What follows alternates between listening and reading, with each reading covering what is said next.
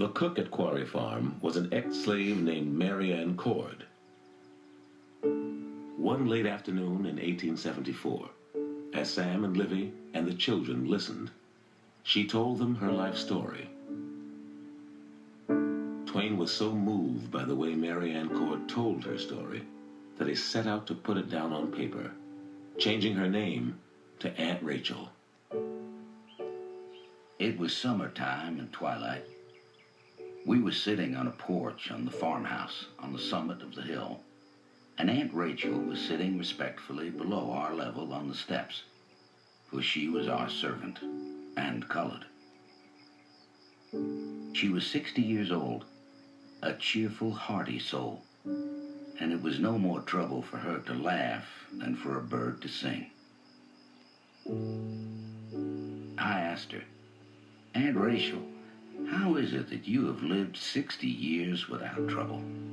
She said, "Mr. Clemens, is you in earnest?" "Why?" I said. "I thought, that is, I meant, why, you can't have had any trouble. I never heard you sigh, never seen your eye when there wasn't a laugh in it." She said, "Has I had any trouble? Mr. Clemens, I was going to tell you, then I leave it to you. I was born down amongst the slaves." Mary Ann Cord had been born a slave in Virginia, where she married and gave birth to 7 children. Then in 1852, her family was torn apart. And they sold my old man and took him away, and they began to sell my children and take them away.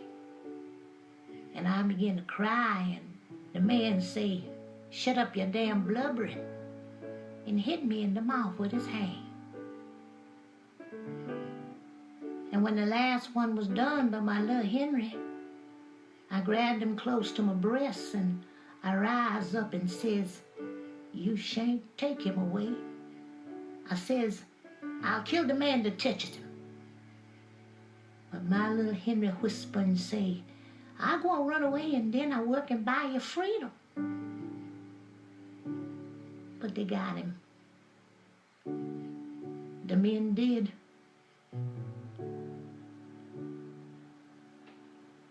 She lost touch with her husband and all her children.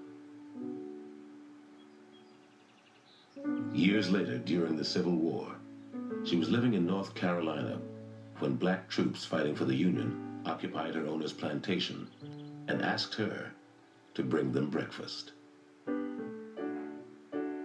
I was stooping down by the stove, and I just got the pan of hot biscuits in my hand and was about to raise up when I see a black face coming round under mine, and the eyes looking up into mine.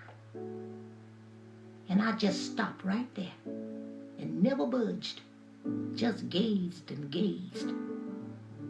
And the pan began to tremble, and all of a sudden I knowed.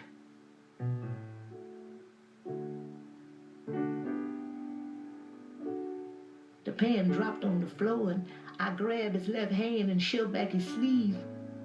And then I goes for his forehead and pushed the hair so. And boy, I says, "If you ain't my Henry, what is you doing with this welt on your wrist and that scar on your forehead?"